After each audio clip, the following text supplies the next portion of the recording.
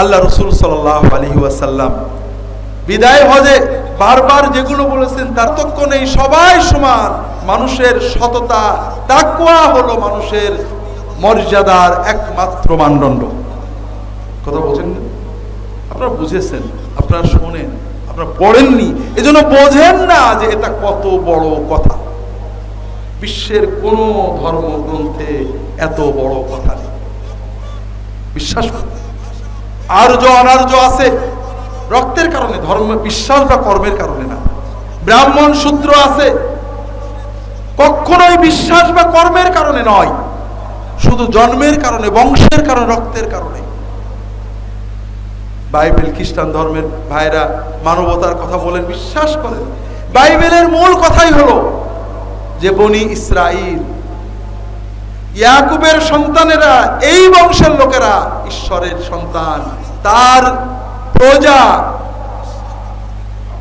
তারা সবার চেয়ে মর্যাদাবান। গুনাহগার ও কাফের ও মুশরিক যখনই সে বনি ইসরাইল, তখনই সে আল্লাহর প্রজা। আর বাকি মানুষের জীবন মরণ নির্ভর করবে বনি ইসরাইলের ইচ্ছা। ভয়ঙ্কর তম বর্ণবাদ। এই জন্য ভাইরা, মানবতার জন্য, সাম্যের জন্য, সকল মানুষের সাম্যের জন্য এত বড় কথা আর কোন ধর্মগ্রন্থে নেই। ইনসাফের কথা কোরআনে যেভাবে ধর্ম নিরপেক্ষভাবে বলা হয়েছে, এই রকম ভাবে আর কোন ধর্মগ্রন্থ বলা হয়নি। হাজিরিন, এটা যে কোনো গবেষক স্বীকার করে। আমি যেটা বলছিলাম, কারোর দোষ ধরে তো আমাদের খুব বেশি ফায়দা নেই। আমরা কি করছি? আমরা কি এই সাম্যে বিশ্বাস করছি? আমরা করছি না ভাই। অসাম্য আমাদের ভিতরে আছে। কিভাবে? আমরা এখনো শ্রমিক, কুলি, মুটে, মেথর, জোলা, তাঁতি এদেরকে নিম্ন জাতি বা শ্রেণী মনে করি। এরকম ধারণা মুসলমানদের ভিতরে আছে না নেই? এটাই তো ইসলামের শিক্ষা। আমরা একজন মেথরকে ঘৃণা করি, কারণ মেথর গু খায়, ঠিক না? মেথরের যে পেশাটা, এটা কি হালাল না হারাম? সে কোনো হারাম কাজ করে কিনা? কিন্তু আমরা মেথরকে ঘৃণা করি। একজন রিক্সাওয়ালা, কুলি, মুটে, রাজমিস্ত্রি, যুগালে এদেরকে আমরা ঘৃণা করি, করেন না? ছোট জাতি মনে করি। দাওয়াত দিলে আমরা একটু ই করি, তাই তো ভ্যানওয়ালার বাড়ি দাওয়াত খেতে যাব, আমারও কিছু কিছু লাগে। এটাই তো ইসলাম। কিন্তু যারা গু খায়, কারা গু খায়? যারা হারাম খায়।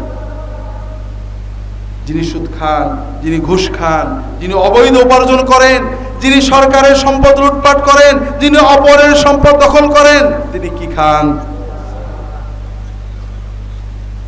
আমরা কি তাদেরকে ঘৃণা করি? বিশ্বাস করেন ভাই, দূরবীন নিয়ে দুর্বীক্ষণ দিয়ে আমাদের কল্প সাইকেলে একটু কিনা পাওয়া যাবে না। বসে আছে ঘুষখোর অফিসার, বসে আছে ঘুষখোর মানুষ, আমরা তাদের তেল মারছি, আমরা তাদেরকে বাম দিচ্ছি, আমাদের কল্পের ভিতরে সামান্যতম ঘৃণা পাওয়া যাবে না। দুর্নীতিবাজ, আমি জানি পুকুর চোর, আমি জানি অনেক মানুষের রক্ত হাতে জড়িয়ে আছে, আমি জানি অনেক অন্যায় দুর্নীতিও করেছে, অনেকের উপর জুলুম করেছে, অনেক হারাম খেয়েছে, ও গু খেয়েছে, ওর গায়ে দুর্গন্ধ আছে, ওর উপর আল্লাহর লানত আছে, তারপরও আমি তাকে সম্মান করি। আর একজন হালাল খোর, আল্লাহর ওলি, কুলি, মুটে, তাদেরকে আমরা ঘৃণা করি। কর্মের কারণে, অর্থাৎ পেশার কারণে, বংশের কারণে মানুষকে ছোট মনে করা হলো এই অসাম্য, যেটা রাসূলুল্লাহ সাল্লাল্লাহু আলাইহি ওয়াসাল্লাম মিটিয়ে দিয়েছিলেন, কিন্তু দুর্ভাগ্য আমাদের অন্তরে আবার জায়গা করে নিয়েছে। খুবই কষ্ট লাগে ভাইয়েরা। আর এই কষ্টের জন্য আল্লাহ আমাদের গজবও দিয়েছেন।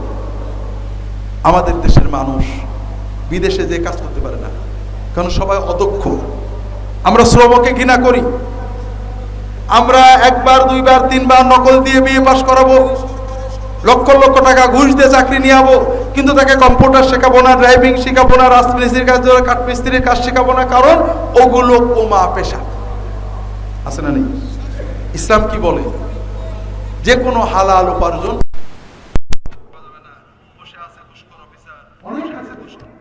আল্লাহ নবীরা সবাই হালাল, কেউ কুমোরের কাজ করেছেন, কেউ কামারের কাজ করেছেন, সবাই ছাগল শ্রমিকের কাজ করেছেন, লম্বা বলার সময় নেই। এ কারণে আমাদের টোটাল সমাজ ব্যবস্থায়, শিক্ষা ব্যবস্থায় কর্মমুখী শিক্ষা নেই। চাকর হওয়ার শিক্ষা আছে, কলম পেশার শিক্ষা আছে, কিন্তু মানুষ যে অন্যান্য কর্ম করবে, এই জন্য আমাদের দেশের মানুষ যেখানেই যায় অধিকাংশ সময় অদক্ষ শ্রমিক হিসেবে কাজ করতে হয়। দক্ষ শ্রমিক না, কথা কি বুঝতে পেরেছেন? কারণ আমরা দিন বুঝিনি। কর্ম মানুষকে ছোট করে না, পেশা মানুষকে ছোট করে না।